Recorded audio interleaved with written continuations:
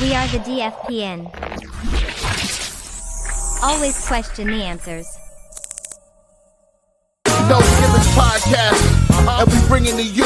Every time we turn live, man, you know it's the truth. Every after show, moving down, it's the time to move around.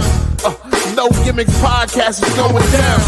Every night, every time in the ring, this is the time for the No Gimmicks. No, we doing our thing. What's your state of mind? State divine. Moving down a statement when we take the line. This is exactly wrestling the state design. When you see Stone Cold like me, with the stunner in the world, exactly, man, what we bring. Every night we move like Brock Lesnar, the F5, no gimmicks. We take you to your limit, what's the feeling? When we live in the air, you know we on, it's the time. Guaranteed we move, you know how we respond. The state is line, the state design when we feel it. Moving down, what's the healing? No gimmicks is the feeling. Yo, what is up, everybody? Welcome back to the No Gimmicks Podcast here on the DFPN. We got a great show for you guys tonight. I like the shirt, man. I like the shirt. I like it. Yeah, I think you're wearing something similar, aren't you? Yeah. Exactly. See, we represent around here. Yeah. There you go. Yeah. There you So before we get into the show tonight, what I want to do is I want to shout out each and every last person that subscribed to the No Gimmicks Podcast YouTube. We're now over 5,000 subscribers. Yeah. It's a beautiful fucking thing, bro. That is a hell of an accomplishment. And I know both of us in DFPN in general. Thank you to everybody out there that's been kind of riding with us, listening to this podcast and doing everything that we have been trying to do. We've been at it for a minute. We've been doing this thing since we both lived in Cali. Yeah, you know man. Long time. Time coming, bro. Yeah. Long time coming. And it gives me like this shit is a bunch of highs and lows, bro. It really is. Right. It's a bunch of highs and lows.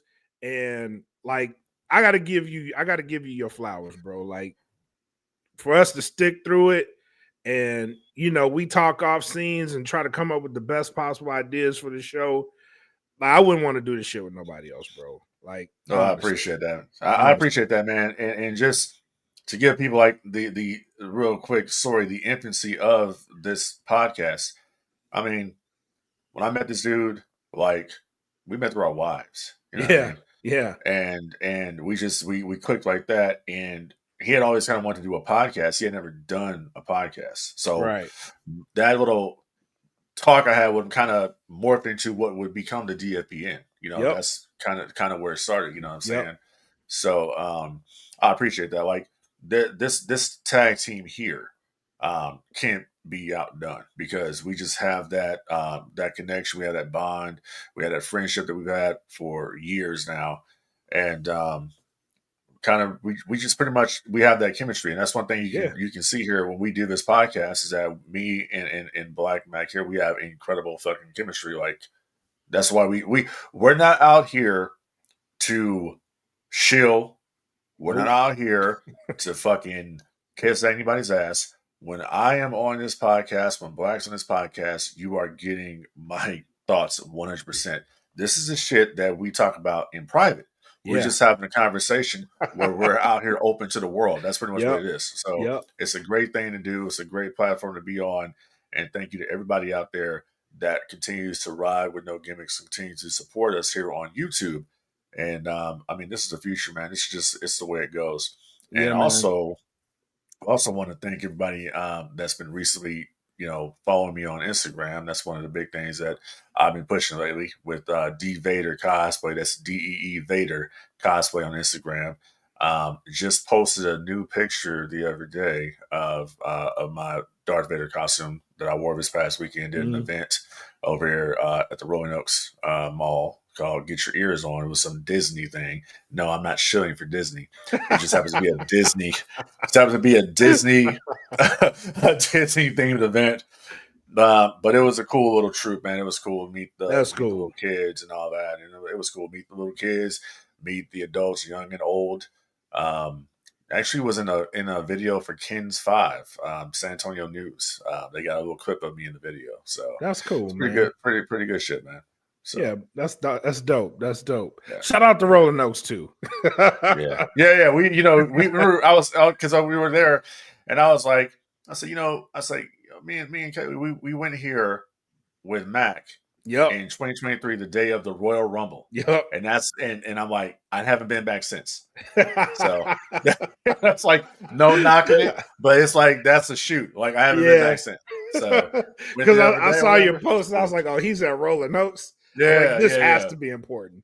yeah, because I because I ain't gonna go. So it's like, it was cool, but it was cool. I had fun, man. It was cool. So what's up? That's cool, man.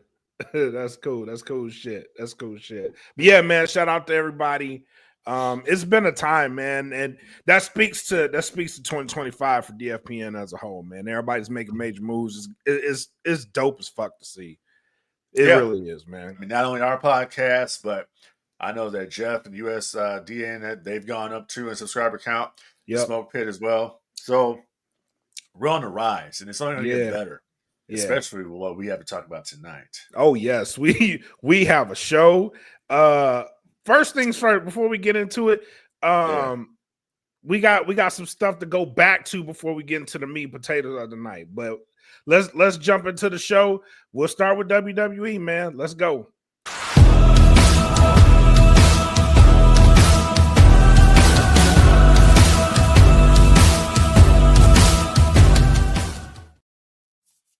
All right, if you're under a rock and you just came out of it, allow us to introduce you to heel John Cena. He made his turn at Elimination Chamber, turned the world upside down. I haven't asked you for your thoughts yet. What are your thoughts on the heel turn of John Cena, especially as he winds down in his career? So it's funny because I think we kind of made a prediction that might happen for WrestleMania. Yep. So I believe I said this. I thought it was good. That whole thing out there, you kind of knew it was some bullshit about to happen because of the fact that John stayed there during Cody's speech. And I mean, them dropping the F-bomb and the Rock's reaction, everything fit, the way it should have been, I should say. The only thing I did not like about that segment was the inclusion of Travis Scott into that segment. that's the sticking. No one liked that. That is the standing. I did not like that about the segment. Yeah, and the reason why I didn't like it was not so much that it's Travis Scott, is that there is no storyline reason why he would be there involved in this. Exactly. He hasn't had any interaction on TV with Cody or with The Rock. The last time you saw him, he was with Jey Uso. Exactly. I was just thinking that. Yep. It made no sense to me. And I know when he came out there, people were like, "Who the hell is this guy?" That's kind of the reaction. There was no reaction until The Rock came out there. And it's like, okay, so is Travis Scott supposed to be a heel? Like, what's the deal here? Why are you pissed with Cody? Like, what's your, what I'm saying? This made no sense. So I didn't like that part. Like I said before, not because it's Travis Scott, just because there's no storyline continuity why this is happening.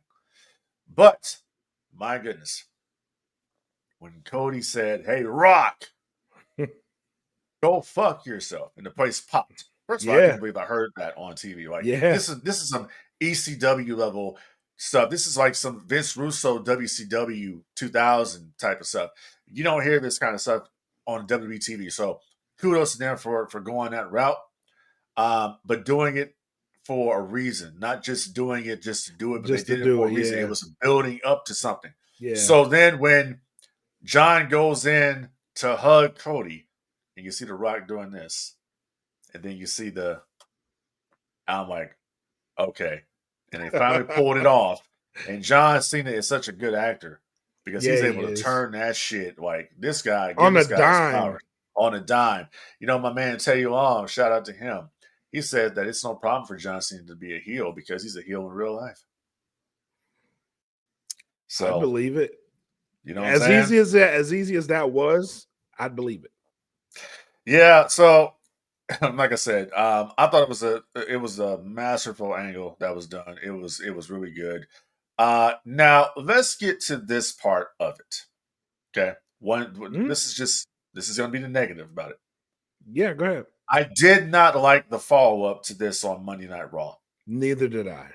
Okay. I was going to get into that, but neither did I. Yeah, I didn't like the follow ups to this. You did not have The Rock there. You didn't have John Cena there. As a matter of fact, Ross said Cena went to I think he said Africa or somewhere to go film a movie. Yeah, he's shooting a movie somewhere. So he wasn't there. Okay. Now here's the thing. Even if the guy couldn't be there alive, I understand saving it. But even if he couldn't be there alive, you could have at least had The Rock do an Instagram pre-tape or something. Yeah. Instead of having CM Punk come out there and kind of tie this whole thing together because it had nothing to do with him. But it does harken back to the night after Hogan turned and the fact that you had the WCW wrestlers reacting to this, like the Nasty Boys. Yeah. Like people you wouldn't expect to react to it were reacting to it. They were reacting to it. You know what I mean? So CM Punk kind of said, basically, kind of doing a Bobby the Brain Heenan a little bit, like how Bobby Heenan did with Hogan. It's like, I told you so. Mm-hmm. I told you about Cena a long time ago. It's what we're going back to that pipe bomb. Yeah. So you kind of know that these two are going to work together somewhere in the future, which would be a money match and it'd be money on the microphone. So I can't wait. Yeah, it would. But so I didn't like to follow up the fact that they weren't there for this monumental heel turn, most monumental heel turn since Hogan's. So that's my thing. So I agree with you. I agree with you a lot on that. I didn't like that the follow-up was they weren't there. They haven't been there. They'll be there on the 17th. That's the first time, and that's like 2 weeks to the day that he turned, you know, and it's like, bro, come on. You have, and this is what I can't even put this on WWE because it's an industry-wide thing. AEW is notorious for it. This is the first time I've seen it out of WWE. You have lightning in a bottle, capture it, build off of it immediately. So this heel turn from Cena touched mainstream media. It went mainstream. This is the first time anything wrestling has gone mainstream to where multiple mainstream outlets were covering it, talking about it. You seen Jon Stewart putting it in his bits. You seen people from the Today Show talking about it. ESPN First Take was covering it. This thing was everywhere. You needed to follow up on that immediately because the longer you wait, the cooler it's going to get. Now you're going to hear from Cena maybe on Monday, maybe not. But I don't think it means as much as it would have if you'd have followed up on that immediately because you could have got more mainstream coverage off of it and built that Raw that they did phenomenal. It would have been way better. You'd have had people talking about other shit mainstream wise other than John Cena because John Cena would have been a focal point. That's the only thing I didn't like about that. No, totally agree with you on that. And I was just thinking when you said that about him being off TV as long as he has since it's happened, it's cooled off. Yes. Like a lot. They're not talking about it. I actually checked the video today on YouTube. And it's sitting at 6.8 million views on YouTube. So it's kind of stalled out at this point. Yeah. I'm going to go any further than that. It's kind of cool. No one's talking about it anymore. Right. And that's kind of that. You don't want that. You know, I remember when Hogan turned heel at Bash at the Beach. And the next night on Nitro, as I mentioned before, they had WCW wrestlers talking about it, about Hogan. That was the whole theme of the show that night. But here's the difference. Hogan wasn't there that night. Hogan went back to go film Center with Muscles. He wasn't there. But guess who was there? The Outsiders were there. Yeah. Further the storyline. They said that, you know, next week, the third member of the New Order would be there. Hulk Hogan would be live at Nitro, is what they said. That's what Kevin Nash said. So you have that continuity there of Hall and Nash. Hey, we know the Hulkster's not going to be here tonight, but we're telling you he's going to be here next week on Nitro. They'll look forward to it. Right. You're not getting that here. There was no mention of it until we found out that next Monday night, this Monday, John Cena is going to be on Raw from Belgium. Right. So, going back to the WCW thing, what they did was really smart because Hogan wasn't going to be at Nitro. So you heard from Hogan immediately after the heel turn. Hogan wasn't even supposed to be at Bash at the Beach to exactly. You know what I mean? But since he was, they capitalized on the moment. Like they put Mean Gene in a ring and let Hogan explain himself. And the fans went ape shit. And he didn't have to be there that Monday. You got the reaction. If they did something similar with John Cena, it would have had the same effect. Oh no, it would have been, because you need the Rock there or somebody. But the thing I want to bring up too, right quick, is you go back and look at the video. Anybody listening to this podcast right now, anybody watching this on YouTube, go to WWE Network or Peacock or whatever. Bring up Bash at the Beach 1996. As a matter of fact, WWE launched a WCW YouTube channel. They launched it the other day. On that YouTube channel, they have the Hostile Takeover match. It was the Macho Man, Sting, and the Total Package, Lex Luger versus the Outsiders and the Mystery Man. That was the main event for Bash at the Beach 96. Now, why I'm bringing this up is this.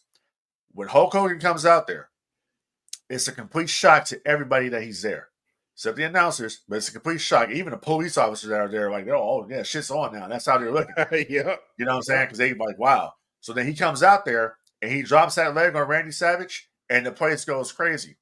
Now, look at that heel turn, and then look at John Cena's heel turn. The people went crazy, but in different ways. Yes. When the Hogan turned, it was like shocked, stunned, and then one guy pushing it, like, oh, I knew it. Then it sets in what's going on here. Hogan is with these dudes. Hogan is with Razor and Diesel. He's with these two WWF guys, and they start throwing shit at the ring. It's like a damn near riot. Eric Bischoff says that he's up there in the concourse watching this. He wanted to be in the crowd when it happened to get a reaction.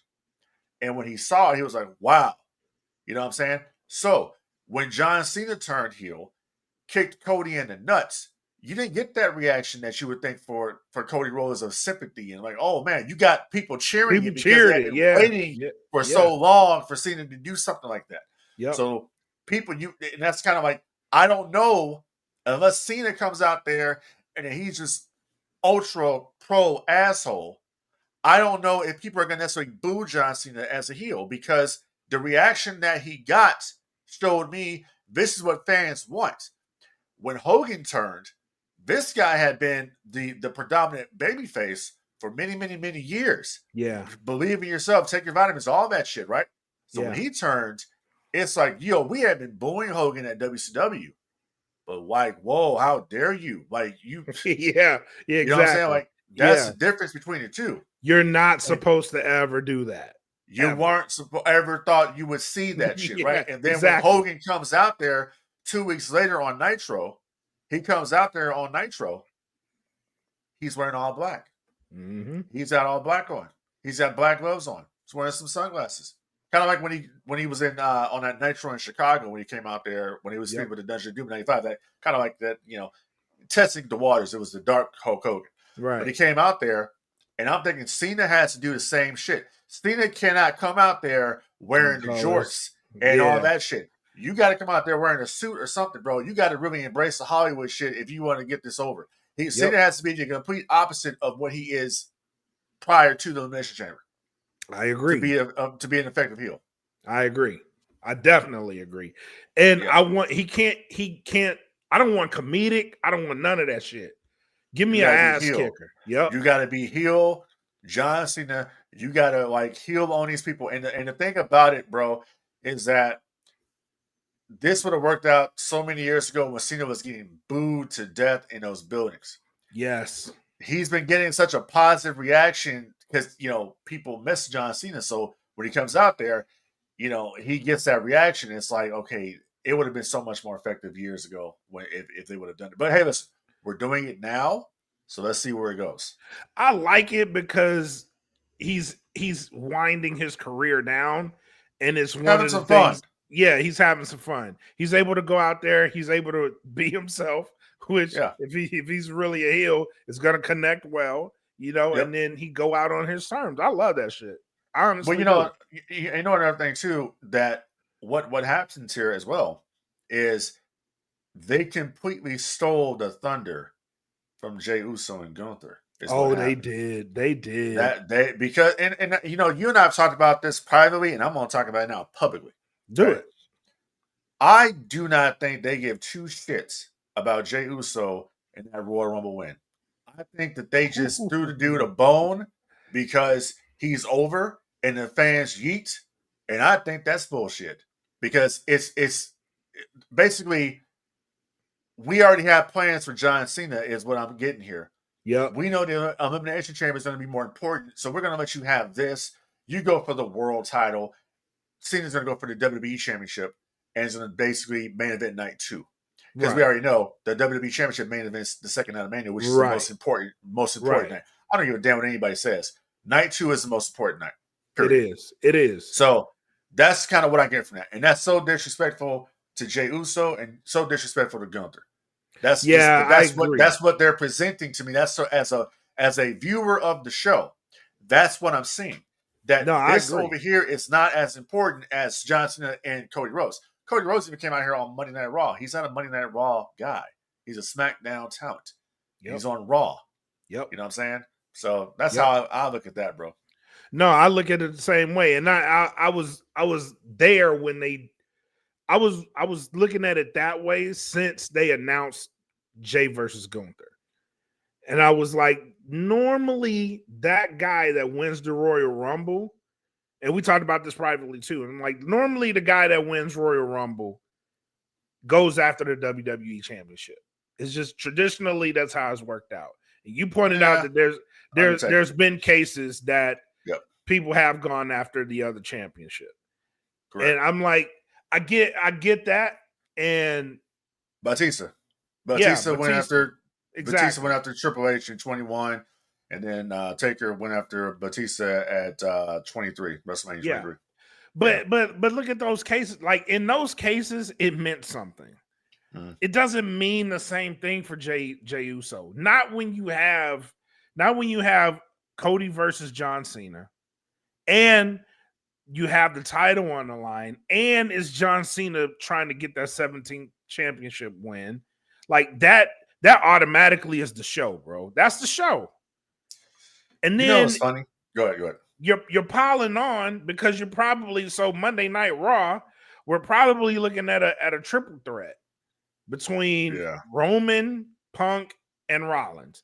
And what if you can't put that on night 2 because night 2 is going to be too stacked. So you may have to put this on night 1, and it's gonna overshadow Jey and Gunther. Yeah. Like just two of those matches have buried that match before we even walk into WrestleMania. Yeah, and then I look at the people that are not, for what I can see right now, not working WrestleMania.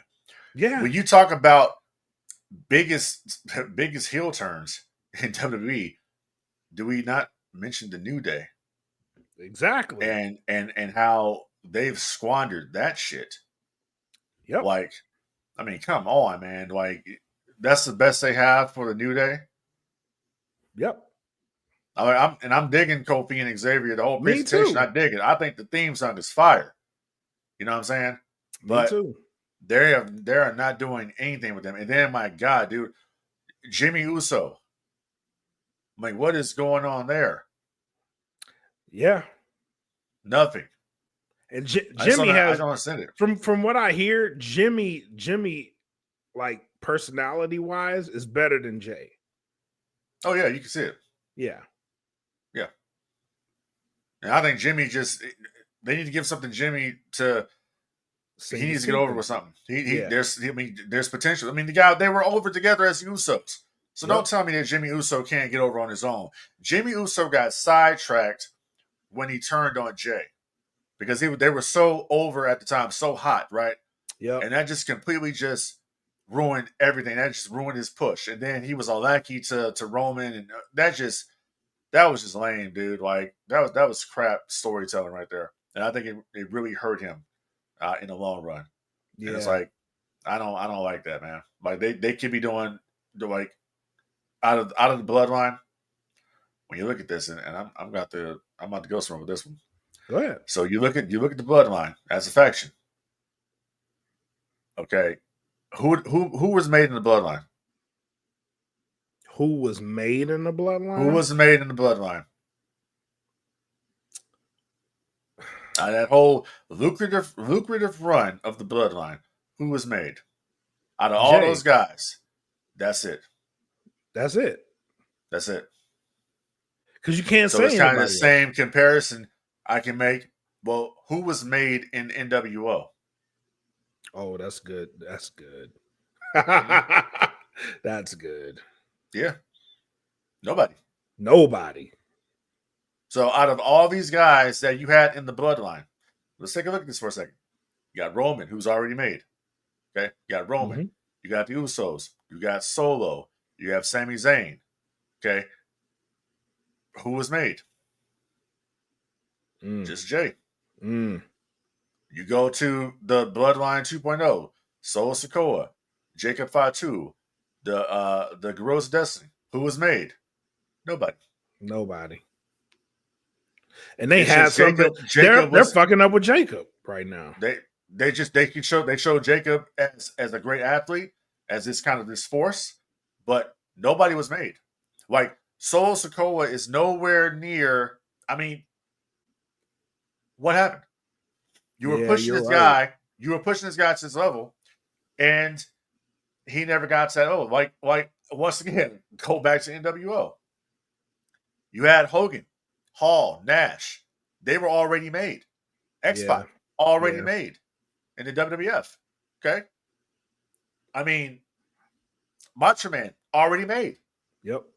The only person I can see that got made probably from NWO or influenced NWO was Big Papa Pump, Scott Steiner. That's the only one I can think of. But he didn't even get that push until way later after NWO was done. So I can't really count that. And it's not knocking these guys like Sami Zayn. I'm not. That's not what I'm doing. I'm talking about as far as storytelling wise, as far as what they have done. Nobody was made other than Jay, and Jay got over by just yeeting. That's what it was. I'm not arguing with it. I can't argue with that. I'm telling the truth. It's just you can't argue with that. You can't, because once you turn that story off, and I'm still of the mindset that they did not end that story the right way. Nah. Nope. That story, not ending it the way you should have ended it, hurt everybody. Because you could have put people in positions, right? So you could have made Jacob, because him coming in, he got a rise just being there and being himself. Yep. So you could have did something with him. You had Solo. It took a while, but he started catching on. The end of that story killed it.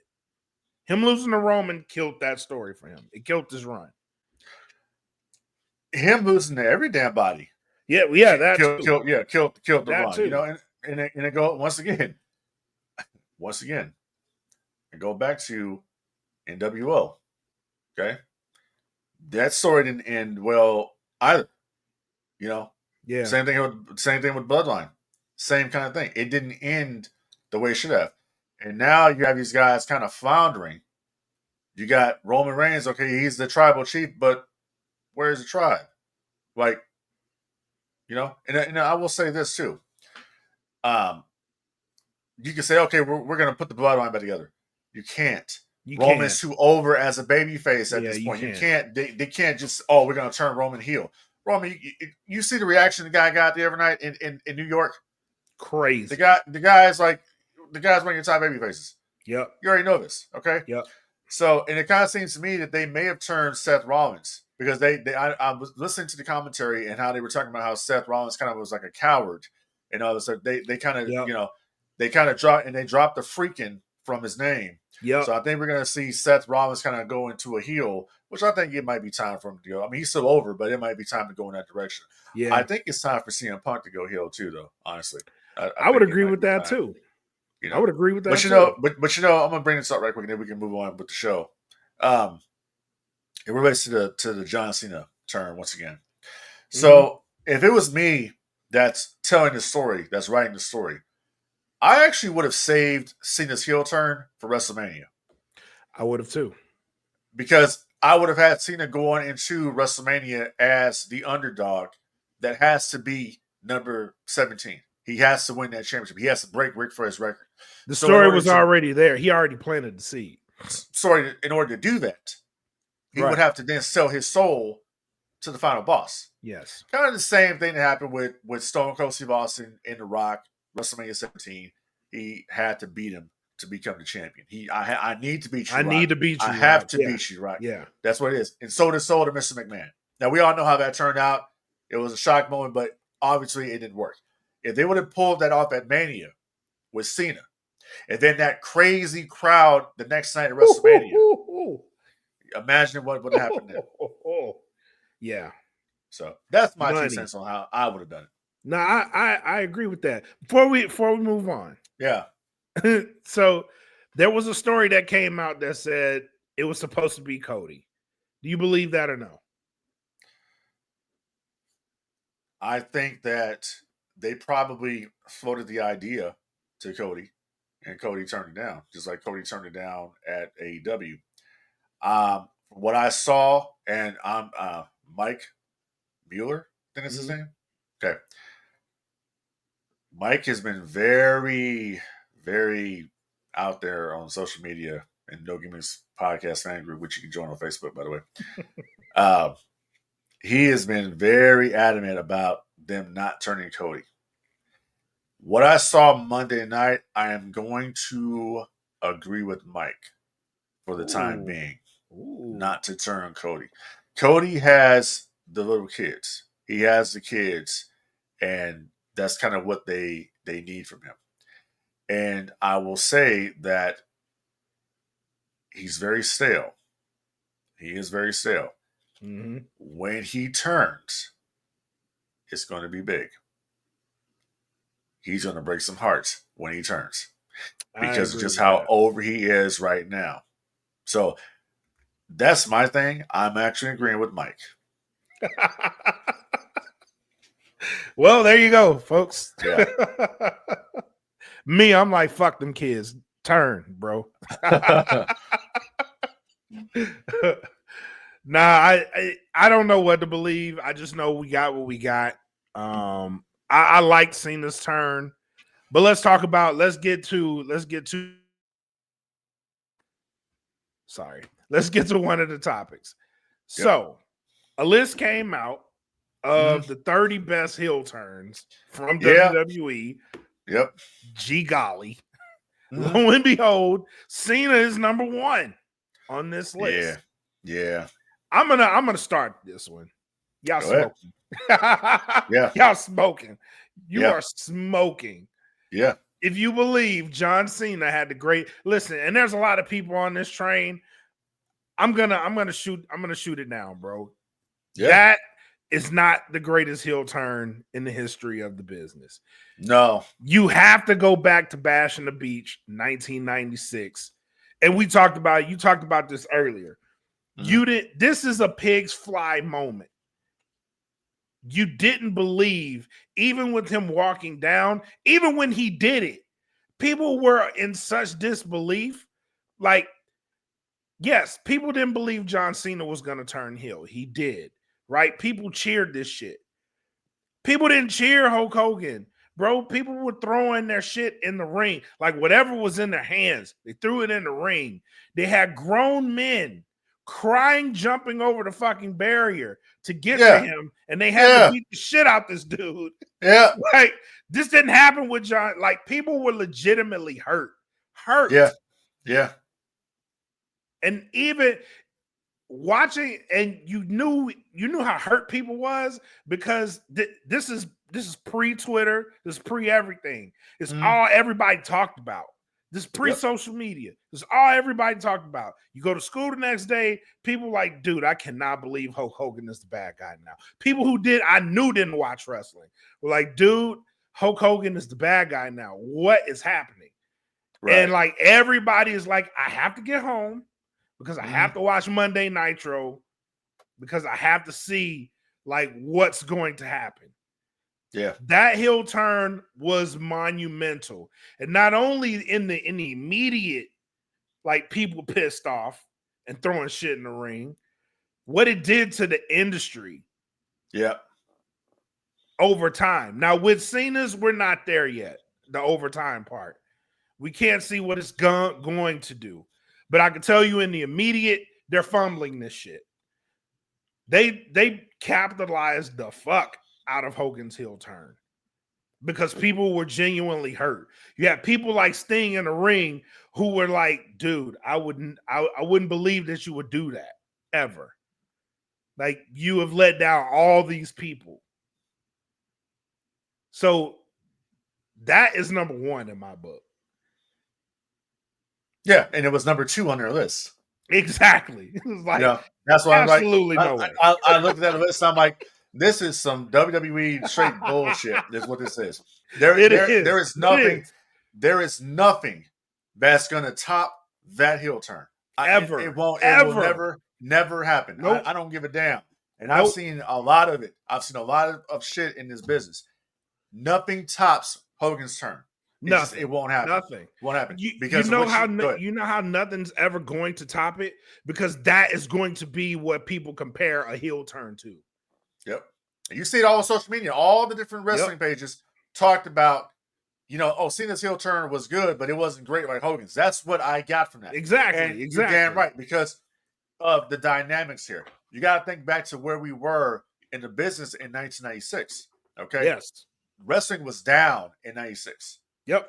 Hall and Nash came over to WCW because they weren't pretty much getting compensated correctly at the WWF. That's what they came to WCW to begin with. Get paid more money, work less days. That's why they came over. Yep. Hogan was floundering from the moment he jumped to WCW. He got an initial buzz, and then it just flattened out after that. I mean, he was feuding with the Three Faces of Fear. He, main event in Starrcade with Brutus Beefcake. He was the Butcher. Move on to the Dungeon of Doom 95. It wasn't until that little spark that was Hall and Nash and Hogan saying, I'm the third guy, is what started this whole thing. And it elevated not only WCW's business, but it elevated the WWF's business as well.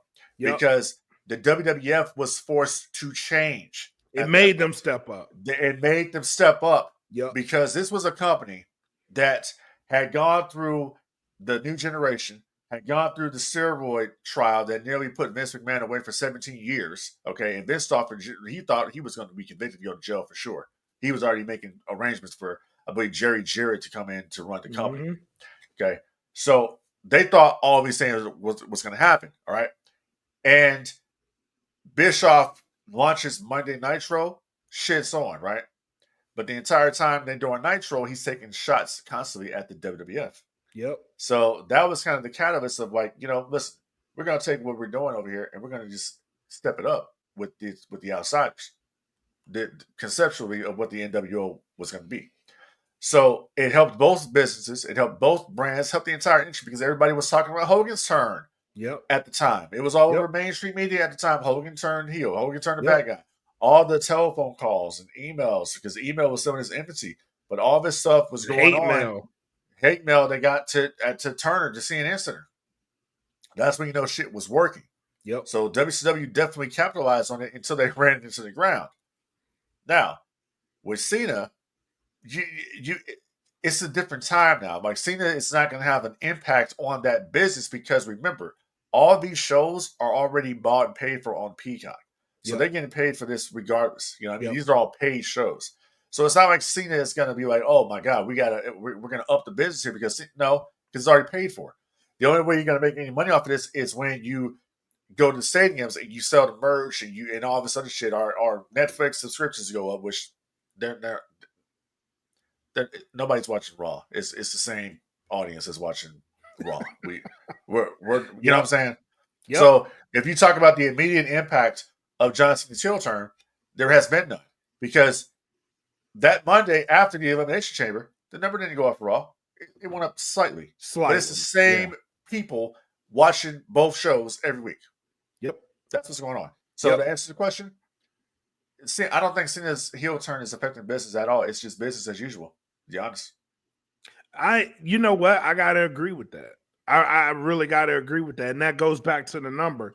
And that's one of the things I've been paying attention to. Yeah, it went up slightly, but something of that magnitude, and I'm comparing it to Hogan. Yep. Something of that magnitude, like what Hogan did, it shifted everything.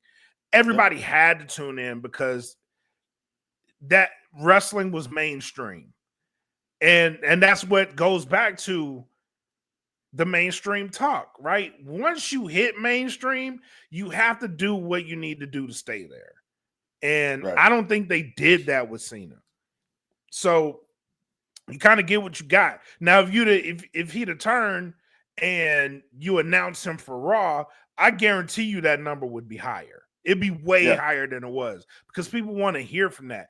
And that's what you didn't get Hulk Hogan, but you got an explanation. And it's like, dude, now I got to see what exactly is going to happen because no one expected this to happen. And people made theories, but even with Cena turning, it was like, oh, damn, they actually did go there. So you still kind of caught people off guard and follow up on that shit, bro. Like, and that's for me is why Hogan's is going, you can't top that because I think they were chasing a car. They were like a dog chasing a car, and they finally got the car. And it's like, okay, what do we do now? Like we got it.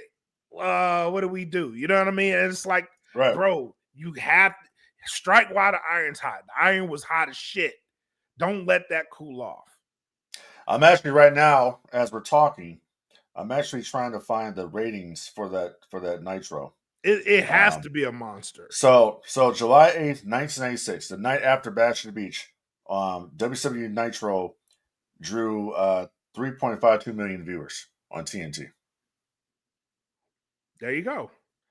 Okay. This is US.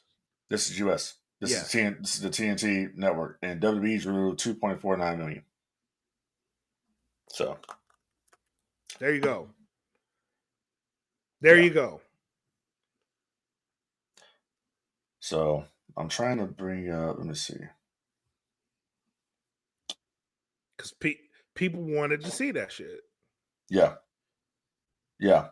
And the next week on Nitro, July 15th is when Hogan would have came out there. Nitro drew 3.36 million viewers. So they went up. I believe, let me look back here. Let me see. Don't want to say yes and be like, oh, let me see real quick. No, it went down. It went down a little bit. Oh, damn. Yeah. So it was a 3.52 the night after Bash at the Beach. Next week, it says it was a 3.36. Okay. So still close. So, yeah. Still, but they didn't drop drastically, right? No. All right. And that's what I'm looking for Raw. So no, wait a minute. July 22nd. These are shows Hogan wasn't on. So July 22nd, Nitro drew 2.59 million viewers. So it went way down. When he wasn't there, yeah. When he was there. But then it started going up because Hogan only made that one appearance, and you don't see Hogan again on Nitro until August. Right. When they're doing Into Road Wild. Right. So, yeah. I like going. I mean, that's good. Going look at the history, just like that. But I mean, look at these numbers though. Look at comparable Raw. To today. Yeah, look at Raw and Nitro for one night. You have at least 5 million people. Yep. Tuned in to watch wrestling. Yep. In the US alone. Yeah. And going to today, globally, so after Cena's heel turn, you had globally 3.06, I believe, was the number. Yeah. tuned into Netflix globally. Yeah, globally. That's crazy. That just shows like where did all the fans go? Yeah, it's a different business. Yeah. And my thing too has been here's the thing. The wrestling fans left, I still believe this, after WCW went out. I believe that dropped too. off. Because they were still doing we were still having, 6-7 million people watching wrestling every week. Mm-hmm. That's what we had. Mm-hmm. Because the numbers the Nitro numbers that they were doing in 2001 is what Raw is doing now. It's what SmackDown is doing now. Right. You know what I'm saying? Right. So yeah. And it's like if you did all the shows, if you combine the numbers for all the shows in a week, you don't touch one night in the 90s. Yeah. And that's insane. That's insane to say. If you could, because wrestling is on pretty much 7 days a week now. Yeah. If you combine all those numbers, you don't touch a single night. Right. During that time period. But that speaks to, this is why Cena's heel turn was so important, and why I believe you could have got back there a hell of a lot faster if you just capitalized on the night after, or at least the night of, because we did get a press conference, but he said nothing. He walked in, dropped the mic, left. Yeah, and you don't. I mean, I get that part, but I would not have even had Cena do that. Exactly. I would have kept him off. Yeah. And then we got since we're talking about the press conference, I got to bring this up. My bad. So out of everything that they just did out there, Dwayne comes in and talks about the characters and what they just did out there. And everybody did a good job tonight. Fuck, man. I mean, I know kayfabe is dead, but damn, bro. Like, didn't even let it breathe. Expose the business. Like, didn't even let it breathe. Because now we know that everybody's working together. Everybody's, it's a work. We know it's a work, but everybody knows like it's a work. We're exposing, I don't know. I don't think my character is a heel or a babyface anymore. It's just, damn, bro. You're muted. My bad. I've heard people say that it's not that big of a deal. It's a big deal to me. Yeah, me too. Because you give me this. It's monumental. It's something that we as wrestling fans really needed. You needed a shot in the arm for the entire industry. That's what that moment was. Don't kill this shit. It's like if they had if this was 96 and they're doing a press conference after Bash Beach. Oh, it's like Hogan out there, Hogan out there talking this shit, talking about, well, brother, when I went out there, I was thinking about, when I dropped the leg, and when Hulk Hogan dropped that leg, brother, on Macho Man, I'm like, this is exactly what needed to happen, brother. And I talked to Macho before we went out there. I'm saying, listen, brother, you might want to get out the way because I'm sure they're gonna riot out there. Yep. And I was talking to Sting about it earlier too, man. And we're all just we're like, this is gonna be monumental, brother, because it's gonna do big business for Hulk Hogan, brother. The Hulk Hogan character is gonna be saved here, my guy.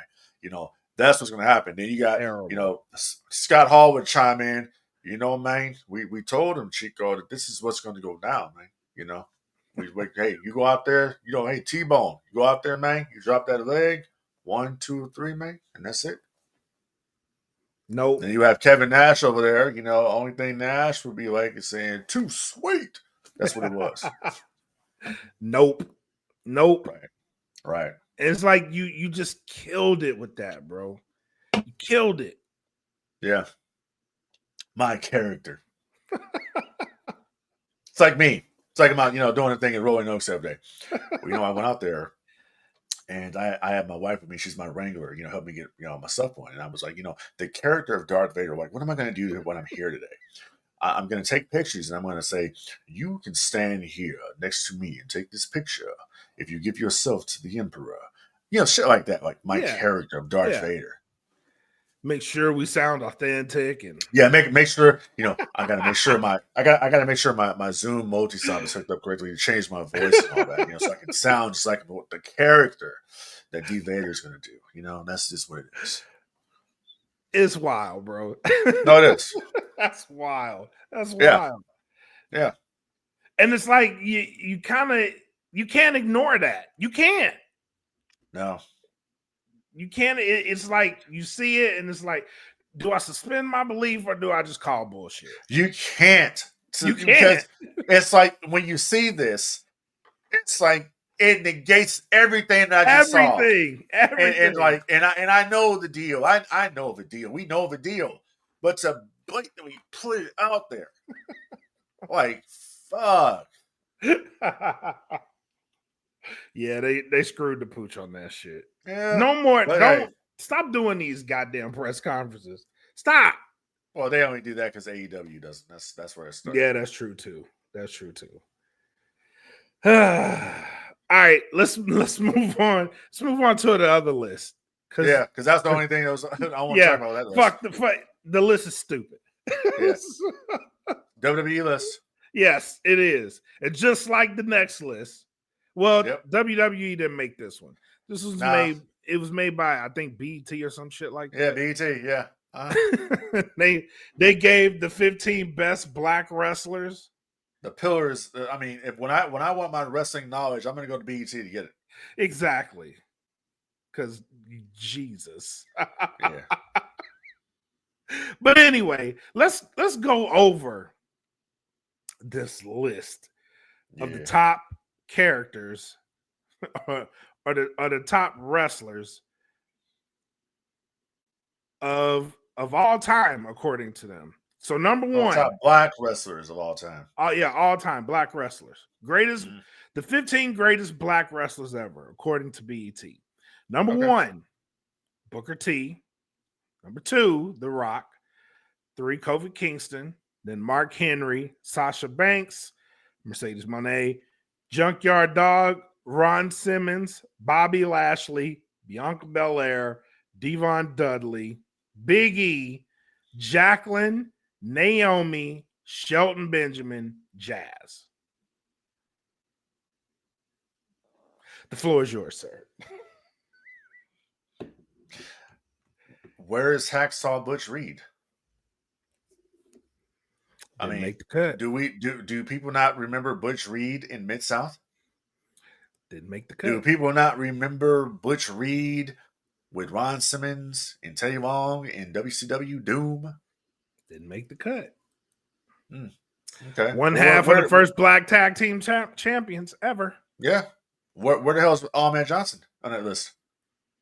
I mean, like Ahmed Johnson or not, the guy was the first black black Intercontinental champion. Where is he at on this list? There's a lot of firsts that should be on this list. Why is Ron Simmons not number one? Not number one, exactly. He should be number one. The guy was the first black world heavyweight champion of any major promotion. Why is Ron Killings? Thank you. Not on this list. The first black NWA champion. Where's Jay Lethal on this list? Carried ROH. Right. This list is shit. Hot, steamy shit. You mean to tell me that Tony Atlas is going to be on this list? Nope. Didn't make the cut. What about Soul Man Rocky Johnson? Didn't make the cut. Coco Beware can't be on this list? Didn't make the cut. I think this list was made by young people. I honestly do. And by young people, I mean like people under 35. That could be. I don't know.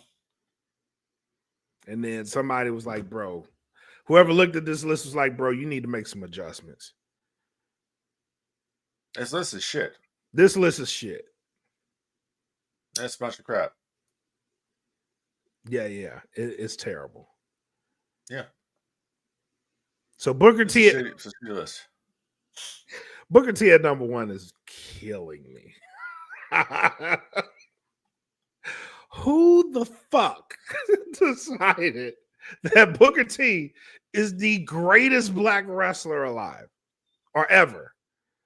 Well, so I mean, I think what it comes down to with Booker is the longevity that Booker T has had in the wrestling business. I mean, just Booker T starting off in Global and then going to WCW with his brother in Harlem Heat, and how many times they won the tag team championship, and then Booker becoming multiple time, TV champion down there, and believe he won the United States championship as well down in WCW, and then becoming the world heavyweight champion at Bash Beach 2000, and then coming over to the WWF, the stuff he did there. I can see where he would be number 1 because just Booker T, Ron became the first black champion of a national promotion with WCW, but Ron didn't get over that level in WWF. It didn't happen. Booker T did. Booker T did. Booker T went past, just being a wrestler, and Booker T went into being a sports entertainer. When he got under WWE, he was able to do other different things, like show the comedic ability that we didn't know Booker T had. You know what I'm saying? So I can see why they put him at number 1, especially the King Booker shit. I mean, and that's where people go. That's what now to me, honestly, if it was my list, I would have went Ron Simmons for number 1, The Rock number 2, Booker T number 3. Then I would go Ron and Truth Killings at number 4. Because Ron Killings is the first black NWA champion. I almost would put Ron in number 3. That's a personal preference for me. Yeah. But I think these lists are always subjective, Yeah. There are some adjustments. Like I have some like sympathy, emotional picks that I'll be like, I don't think they deserve to be there, but I want them here. You know what I mean? I don't think, and it's not a knock on Booker. And I get the argument for he certainly has a case to be there. But me personally, I would not put him there. Only because he enjoyed the benefit of guys like Ron Simmons who paved that road for him. I think Ron deserves to be number 1 over anybody because of the mountain he had to climb to even get to the position to be put in so he can be the first black champion. That is a hell of a mountain to climb, bro. Yeah. He did it. So I think that means a lot more to me than, all right, it was a little bit easier for guys like Booker to go in, be entertaining, get that crowd behind them versus a Ron Simmons. See, I gotta disagree with you on that one. Just because of where they came from. Okay. Yeah. Booker. Now, what you're saying is correct. Especially around the time frame in which this was happening with Ron Simmons at WCW. Right. Just, hearing all the racial discrimination shit that was going on. Same thing though with Booker T. Booker T was coming up at a time at WCW where the younger guys were not getting a break. And especially in him being a black guy, that's even more telling. Because he wouldn't be able to get that break either, you know what I'm saying? Just simply because of, they weren't marketing anybody. And this goes to both promotions at the time. Yeah. This goes to both promotions. You rarely saw a black guy in the main event of either show, WWE or WCW. It just didn't happen. You had the it's NWO. Still kind of like that. Yeah, you had the NWO, and then you had The Rock. You know, Yeah. and they tried to push Ahmed, and Ahmed got hurt, and they phased him out. But you just didn't have that. You know what I mean? So Booker, I think Booker T, even though the business kind of moved forward somewhat, Booker T was so limited in what he could do. Yeah. That I'm not It disagreeing. it lacked the vision. So somebody came in that decided, and it's whoever you believe at this point. It's whatever you believe. You can believe the story of they had a meeting and everybody raised their hand and says Booker T should be the next world champion. You can believe that story. You can believe the other story of the racial discrimination lawsuit that was against WCW, and they had to make a play to put the belt on somebody. No different than my guy Teddy Long telling the story of how they called the Turner offices down there and said, how come the NAACP called CNN Center and talked about how come there's no black champions, and then they put the belts on Doom. So it's kind of what you believe. You know what I'm saying? Yeah. Am I saying Booker T didn't deserve to be world champion? Absolutely not. He deserved it because he went out there and cranked it and did his thing. So like I said before, this list is very subjective because it makes you think of the omissions from this list, but also makes you think of who should be number one. And I think Booker T and Ron Simmons are in the running for that spot. Yeah, one and one. I think what Ron Simmons did, I think Ron Simmons should be number one. Yeah. But I think what Ron Simmons did, it catapulted Booker to do other shit where Booker could go to the bigger promotion. Right. And that's my point. Succeed in places where Ron Simmons didn't succeed in the WWF. Because he didn't. Ron came in as Farouk Assad, remember? Yeah. With the blue helmet and shit on. He came in as that gladiator character that didn't get over. And then they pivoted to the Nation of Domination with Clarence Mason and Savio Vega and Crush and all these different people. Yep. Then when that kind of fizzled out for him, he went singles for a little while. Then they put him in the Ministry of Darkness, tag team with Bradshaw, and the rest is history. Yep. You know what I'm saying? So, and I think that's kind of what Ron is known for, is simply just damn at this point. Yeah. But they not knowing that this guy had a whole career, for to say Seminole, and basically the guy was a badass at WCW, man. Yeah, he was. And not to have Butch Reed on this list too was like I said, man, like who's coming up with this shit? There's a couple of omissions on here that I'm like, dude. Historically, you have to, if you're talking about ever, there's some historical figures in here that you definitely need to add. And I get it. It's a new time. You probably won't mention them now, but guys like Bobo Brazil, absolutely needs to be mentioned. If you're talking about the best ever, like you need to go back and look at guys like him, the Big Cat, Ernie Ladd. You need to look at some of these guys and the road they paved for people, especially now. You know what I mean? Why is Jazz at number 15 on his list? Because people don't know. People need see, you know what?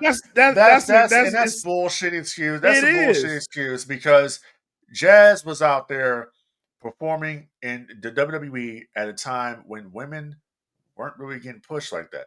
I mean, exactly. Her, Trish Stratus, Gail Kim, Victoria, Molly Holly, Ivory. That was the women's division, my guy. Yeah. That was some good shit. They were doing stuff that you weren't seeing anywhere else. And then look at what Jazz was doing in ECW. Exactly.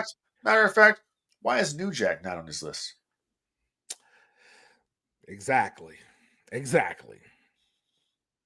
Or I mean, listen, like the guy or not, why is Abdullah the Butcher not on this list?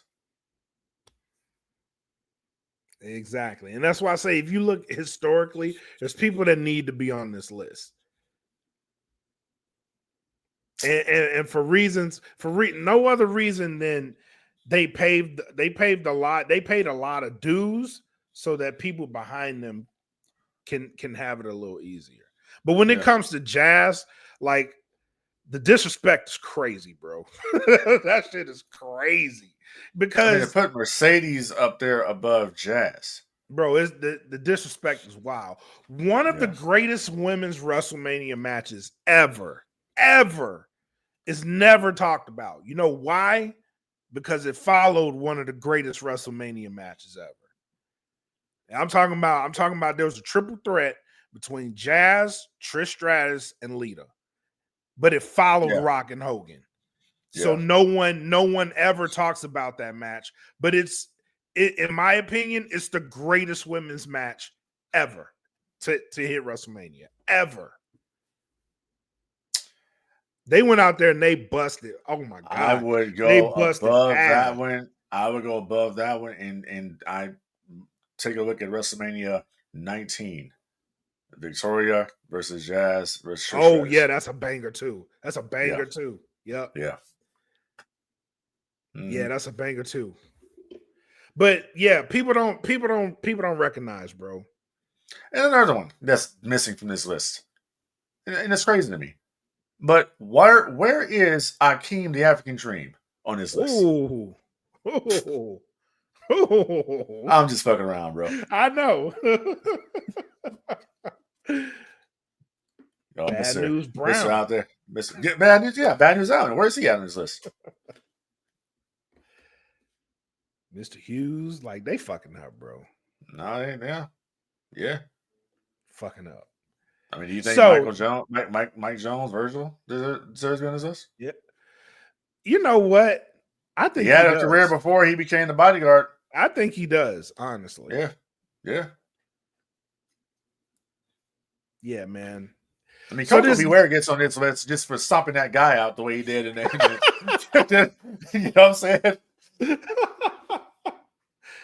Hey, Coco wasn't playing no fucking games, bro. Was not. No. You touch Coco. When people talk about Coco, I'm like, man, y'all better go look at the real Coco Beware. Think it's sweet if you won't. He carrying that Perrier, but he'll fuck you up in a heartbeat. Oh, hell yeah. Stop the shit out your ass. I don't know what that guy did to Coco. I don't either. I don't know what he said to Coco. But he earned Coco destroyed his ass. It's like out this real quick. Did you see that video I posted the other day in the group? Which one? It was with Beautiful Bobby and the Moki brothers. Oh yeah. And one of the Moki brothers actually commented. He comments on he said he called Bobby. He was like, "God damn motherfucker." He's so pissed about that bump he took on the outside. Yeah, that's some funny shit, bro. Yeah. It's funny because like people still hold grudges. Like, man, this shit was like pissed. 40 years ago, bro. Chill out. Still pissed. Oh shit. But this whole list gave me an idea. So I'm working on a bracket. Because it's bracket season. I'm gonna drop a bracket of the greatest black wrestlers.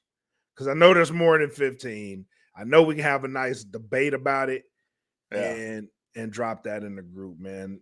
That and we got to do one for heel turns too. Oh, absolutely. But let me ask you a question right quick. Go ahead. It's kind of a breaking story. I want you to see if you can tell me why this is. All right. Bully Ray put out a tweet. Bully Ray 5150. And Bully Ray said, really enjoyed the backstage with MJF and Hangman. Can't wait till one day both of them go to WWE, learn the correct way, and become stars. What happened? That's funny. That's funny. I gotta take what Bully says with a grain of salt now. Why? What happened? Because he's doing the LFG show. So for now, I get his opinion. I respect it. But you're doing the LFG shit, and you've been bro WWE. I get where you're coming from. I enjoyed that segment, and right about now, it's about preference. AEW ain't gonna get a lot of it right, but they're starting to hit that stride and try to tell stories. So when WWE did this, everybody asked for patience and calm and give them time to get their shit together. So that's what I'm doing with AEW. I recognize that they are trying to give us that. So I'm going to be calm. I'm not going to bash their shit. I'm gonna be patient and let's see what they work with. But what I saw tonight wasn't bad. So, I mean, are you trying to say that you think Bully Ray is showing some kind of bias?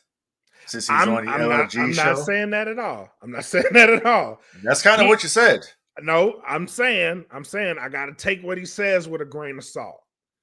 But in saying that, you're basically saying that you think what he's saying is bullshit, and he's showing bias because he's on the LFG show. I'm saying he could be right, and his opinion could be valid.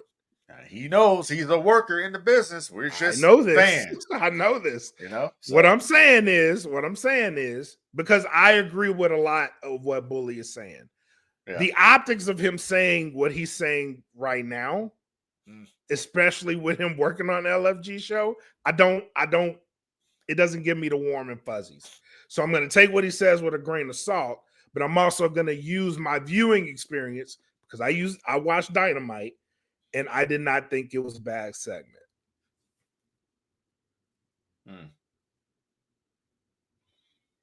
Okay. So keeping that in mind, I respect his opinion. I do. But I watched it for myself. I did not find it to be a bad experience. I didn't think it was a bad. Actually, I thought Dynamite was rather good tonight. They set up, they're starting to set up All In. And we're in March. So yeah. I appreciate that they're putting the effort into doing that shit. I can see it. I can recognize it. I can be patient. If that's what you're gonna work towards, okay, cool. I'll sit back and see what you're willing to do to take me on a ride. If it sucks, then I reserve the right to give my opinion. Which right. I agree with Bully. If that's how he feels in the moment, fair tweet, man. It's your opinion. Yeah. Yeah. So I look at it. Yeah. Just like this other story right quick. It says this is coming per WrestleVotes. It says Netflix has given WWE full control over Raw's production. The reason for the censoring and multiple blackouts during Seth Rollins versus CM Punk on Raw was entirely WWE's decision. Ooh. As they thought it wouldn't fit the aesthetics. Oh, look at Netflix throwing them under the bus. Yeah. Oh, wow. Netflix said, nah, we don't give a fuck. Y'all can cuss all you want. Y'all muting that, not us. Yeah. Damn. So let me get this right. Damn. So we can drop F-bombs and talk about stuff being bullshit, but we can't put middle fingers up. And we gotta black out the screen because of a middle finger. Yeah. Apparently. From the company. Now I thought the middle finger was protected under the First Amendment. Hey. Now I know it's a TV show, but if you're trying to protect them kids are seeing way worse. Oh, hell yeah. Bro. I mean, look at all the other content that's out there on Netflix that have F-bombs. WWE's just they're doing stuff to appease the sponsors, and I understand that.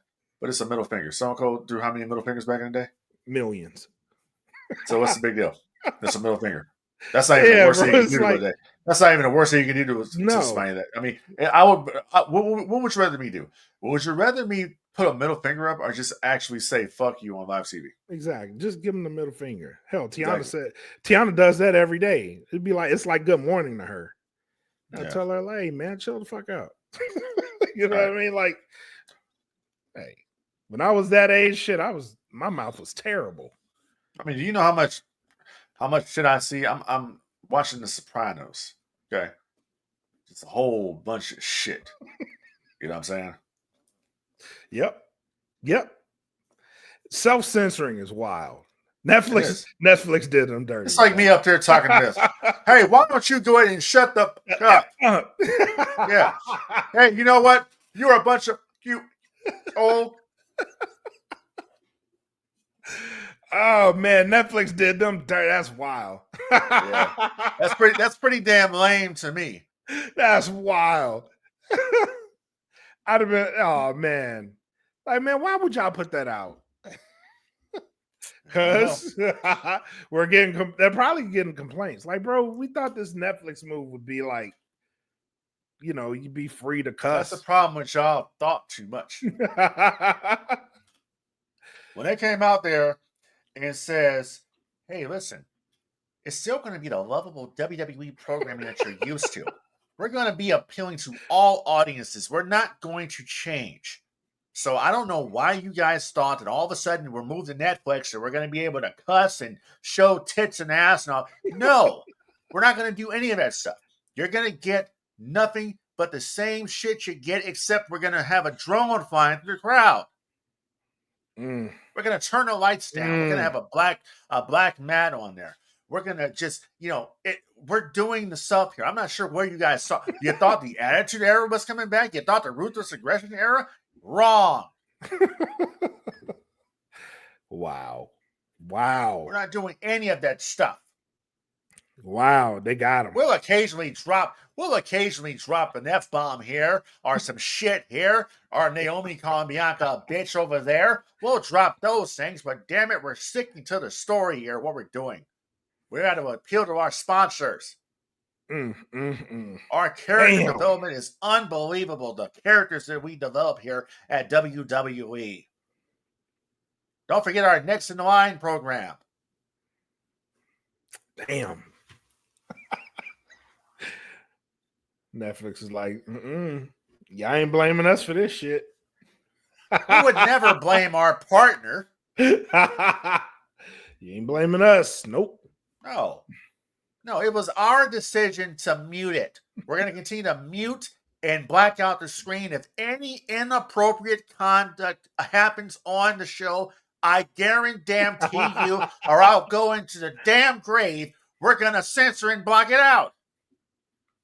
Squares, all of you. Oh, no.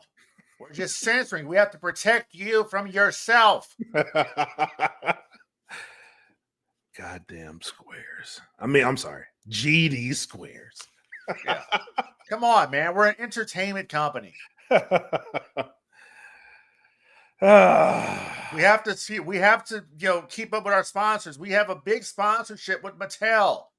Come on. We can't have all that cursing. Shit.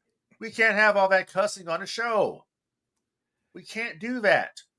It's barely enough that we have this violence on there.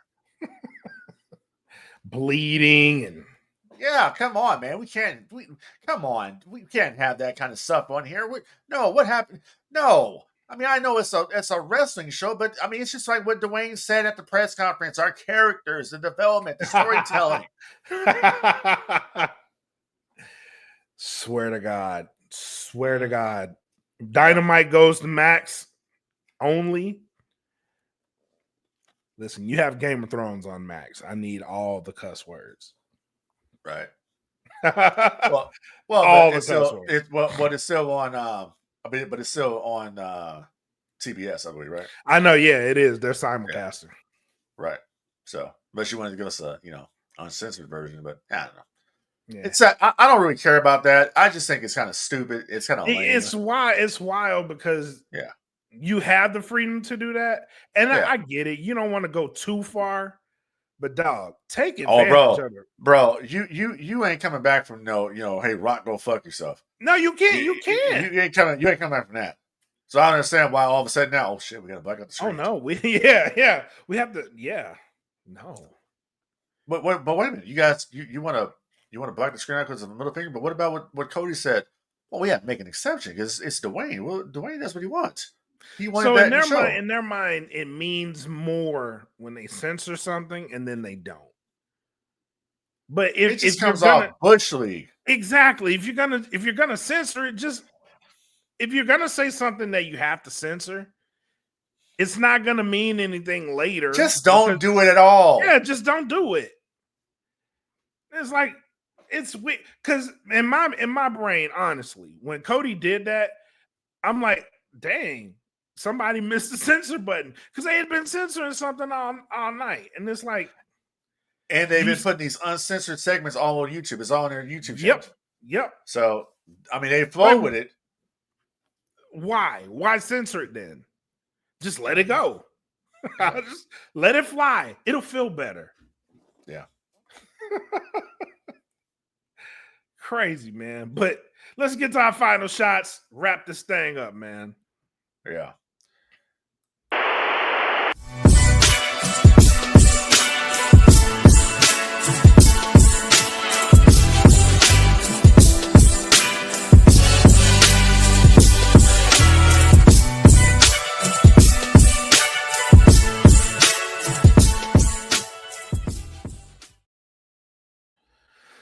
All right, man. Final shots and thoughts. What do you got? So the final shot is this. All right. We will see what happens this Monday night on Raw. Okay. When John Cena returns, either John Cena is going to go full blown heel or he's going to go the sympathetic heel route. So we're going to find out what he does. But I'm looking forward to watching it. It's going to be a bit of a time difference for the shows the next few weeks because they're doing their European tour. Yep. So it's going to be very, very interesting what comes to this. But other than that, don't forget to subscribe to your boy. Subscribe to the YouTube channel. All right. Hit that like button on YouTube. That puts us in the algorithm. Let people know about the No Gimmicks podcast, what we're doing over here, talking that shiznit that only we can do. All right. And don't forget to check out your boy, D Vader Cosplay on Instagram. You can give me a follow. I'm going to start putting up more content up there. Always perfecting something. I might even start doing videos when I'm doing my costume parts, going into painting and all that type of shit. That's kind of what I do anyways. I'm just always working on my stuff. Still going through the approval process for the 501st Legion. So we'll see what happens with that. But other than that, don't forget to help control the pet population. Have your pet spayed or neutered. We got to do this, man. All right. We got to make sure that we get this thing done. If people can't, neuter their pets and all that type of stuff, I'm just going to start tariffing your asses. That's what's going to end up happening. Tariffs. Yeah, tariffs. I'm sorry, tariffing WWE for some cussing. But that's all I got on that one. All right. So once again, thank you guys for subscribing to the YouTube. Make sure you follow all the DFPN shows. Eat the Cake Anime just launched their YouTube channel. So go search for Eat the Cake .anime and follow, subscribe those guys. Shout out to them. Dope shows. Queens of Nerdum coming back next month with the Tabletop RPG. USDN is dropping daily content over on their YouTube. Please make sure you go subscribe. Smoke Pit just dropped a new episode, bro. That we did a segment on Steve Smith Sr. It's probably the funniest shit we've ever done. I ain't even check it out. That shit is hilarious. But make sure you go follow them over at Smoke Pit That Feeling on YouTube. But yeah, man, great show tonight. And it's a great show every time. We get up in here and do our thing. That's why we're doing No Gimmicks. And check this out. I'm actually thinking about if I'm just bored or bullshitting, I don't know. I might come up here and do a short topic of the day on the YouTube channel. Do it. I might end up doing that. You know what I'm saying? But like I said, we'll see what happens. I don't know. I might integrate some of my cosplaying shit into this YouTube channel, just spreading around the horizon. Yeah, because we're trying to get those watch hours up, people. Yep. So if y'all very important, just put us on in the background or something like that, and just get those. Yeah, just let it run. Let it run, so we can get this thing monetized, so we can get doing our thing because we have some big plans here on the DPN. We want to be your boys. That's going to be at these conventions. And we want to have a panel there, and people actually know who the hell we are. Yeah. And not just some jabronis sitting there and like, oh, they're doing a panel with fucking 2 or 3 people in the damn crowd. We don't want to do that. We want to, we want to excel and do our thing, and that's what we do here on the DFPN on the No Gimmicks podcast. Keep it 100% real, 100% of the time. That's all D Vader and Black Mac does. So other than that, I got nothing else. Other than that, we're gonna get funky like a monkey in public. To the pay window. Thank you guys for tuning in this week. Until next time, be safe, take care of each other, enjoy what you want to enjoy. Peace. And I know it's all business, all business, all business. We give them no gimmick. Yeah. And I know it's all business, all business, all business. We give them no gimmick. Yeah. And I know it's all business, all business, all business. We give them no gimmicks, gimmicks.